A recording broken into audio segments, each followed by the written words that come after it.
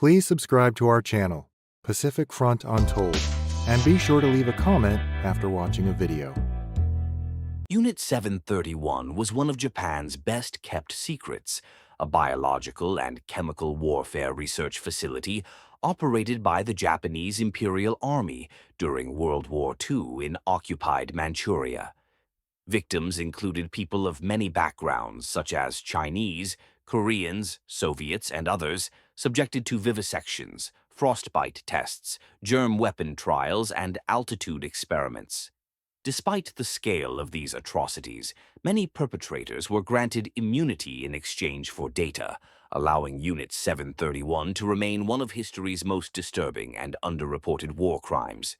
Located in Japanese-occupied Manchuria, Unit 731 was disguised as a lumber mill to local civilians, hiding its true identity as a hub for biological warfare experiments. Victims were usually transported in the dead of night, in crammed freight cars with lumber logs on top, or were delivered in grayish-green paneled Dodge trucks owned by the Kempeitai. Once inside the facility, they were smuggled underground by an underground tunnel through secret passages. According to witness Fang Shen Yu, technicians in white coats handled the victims who were tied in bags so tightly that their head and feet touched each other. This method was similar to that of the earlier Zhongma complex, but on a much greater scale. Victims were often arrested on no grounds due to false charges of anti-Japanese sentiment. Many accusations included opium smoking, espionage, communism, mental disability, or homelessness before being sent to Unit 731 for experimentation. Those captured included Chinese, stateless white Russians, Harbin Jews, Soviet prisoners captured at the borders, Mongolians, Koreans, and Europeans accused of espionage. Major Ijima Yoshio admitted during the Khabarovsk trials that he alone had subjected at least 40 Soviet citizens to experimentation.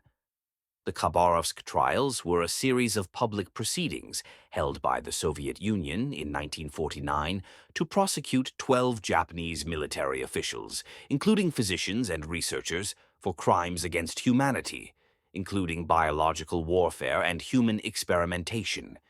Despite presenting credible evidence that the Japanese army had used biological weapons and conducted experiments on living subjects, the trials were largely dismissed by the United States as Eastern Communist propaganda. Each prisoner was tagged with a number starting at 101 and ending at 1,500. Once 1,500 was reached, they began again at 101, which made it impossible to determine how many actually fell victim to Unit 731. The terminology used by researchers to describe human subjects reflects the dehumanization intrinsic to the system. Unit 731's scientific papers referred to people as Manchurian monkeys, Taiwan monkey, and Formosan monkey. The violence was systemic, embedded in the facility's culture. As requested by the command of the Japanese Air Force, Unit 731 also housed a pressure chamber to test the endurance of human organs at high altitudes. In this chamber, men died painful deaths. These deaths were not anomalies but part of scheduled trials and studies, often for data related to weapon efficiency or survival limits. A first-hand account revealed chillingly that children were forced into gas chambers. One such child was 14 years old when he became assigned to Unit 731. The Pingfan facility functioned as Unit 731's core, with atrocities extended to other locations such as the Anda Field Test Site, 140 kilometers north of Harbin, where most biological and chemical weapons testing occurred there. According to records, testing at Anda began as early as June 1941, when Unit 731 tested plague-infested flea bombs on humans. Victims were tied to stakes and used as targets to test germ-releasing bombs, chemical weapons, and explosive bombs. Anda was a hub for experiments exposing victims to the plague, anthrax, and frostbite. As the war neared its end, the Anda site was eventually destroyed by the Japanese in 1945 during their attempt to evacuate Manchuria to erase evidence. Within its first few years, Unit 731 employed only around 300 people, staffed with only 50 doctors on site. The program exponentially grew over the years. By 1936, the organization had grown to about 1,000 members.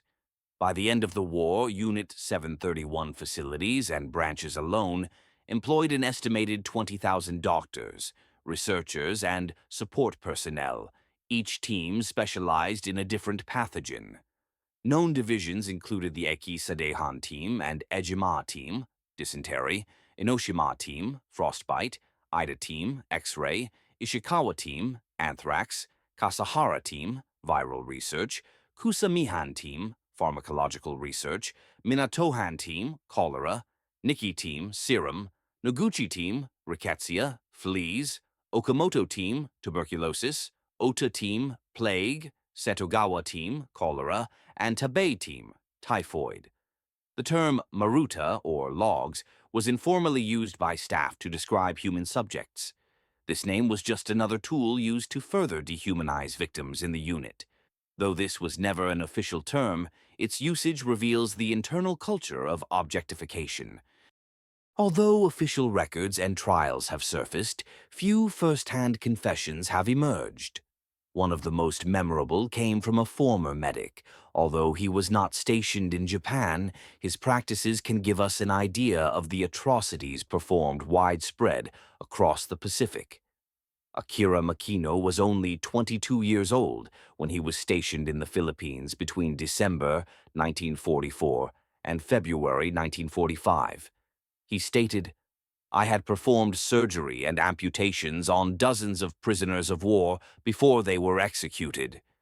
Makino described that, as part of his training, I had been ordered to conduct amputations, abdominal dissections, and other experiments on condemned men, women, and children, including 2 men who had been beaten unconscious for allegedly spying for the U.S.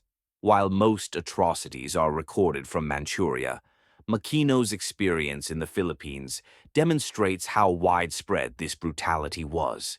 Experts noted that Mr. Makino is the first to testify that similar atrocities took place in Southeast Asia.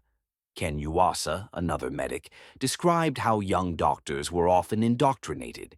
Stationed just south of Harbin, he recalled joining fellow physicians to observe as a prisoner was shot in the stomach to give Japanese surgeons practice at extracting bullets. Violent displays were passed off as educational experiences in order to diminish the value of life and perpetuate the teaching of hatred and violence, to desensitize doctors and normalize violence. After Japan's surrender, the U.S. chose to conceal Unit 731's crimes, prioritizing biological warfare data over prosecution. In Germany, the U.S. led the Nuremberg doctors' trial, but in Japan, the U.S. played an equally key role in concealing biological warfare experiments and securing immunity for the perpetrators. The most notorious example involved Colonel Murray Sanders, who conducted a 9-week investigation. In a 1983 interview, Sanders confessed he had been deceived as he reflected, "The interrogations were too soon after the surrender." However, if the men who actually know the detailed results of the experiments can be convinced that your investigation is from a purely scientific standpoint, I believe that you can get more information. I believe it will reassure any personnel that you are not investigating war crimes. During World War II in Germany, the idea of medical war crimes was first introduced by the scientists who were examining the Nazi medical experiments. They were the ones who pushed the legal teams to treat these acts as crimes and to pursue legal action against those responsible. In Japan, it was the opposite. The legal staff was independently seeking evidence to prosecute war crimes, and the scientists were instrumental in stopping them. Conversely, the Soviet Union pursued justice through the 1949 Khabarovsk trials, where 12 military personnel were tried, including Major Ijima Yoshio. The Soviet report was largely dismissed by the U.S. as propaganda. Modern historians, however, consider the trial's evidence reliable. Despite the gravity of their crimes, the perpetrators received relatively light sentences in comparison to their atrocities, suggesting that the Soviets, like the Americans, traded leniency for access to data. The post-war response underscores a bleak truth. As one source summarized, wartime exigency does more than simply prioritize national security over human rights. It urges toughness and decisiveness in decision-making, so that a moral blindness that would be seen as a deficiency in other times is instead seen as a virtue and a necessity. Unit 731 stands as one of the most horrifying examples of how science, stripped of ethics and weaponized by ideology, can justify atrocities in the name of research. Its horrors rival those of Nazi experimentation, yet its victims remain largely nameless in history. To this day, Japan has issued no official apology. Textbooks omit or downplay Unit 731. Survivors are scarce. Most victims died nameless, numbered, or referred to only as logs. It is the responsibility of the present to carry forward the memory of those erased under the guise of science, nationalism, and silence.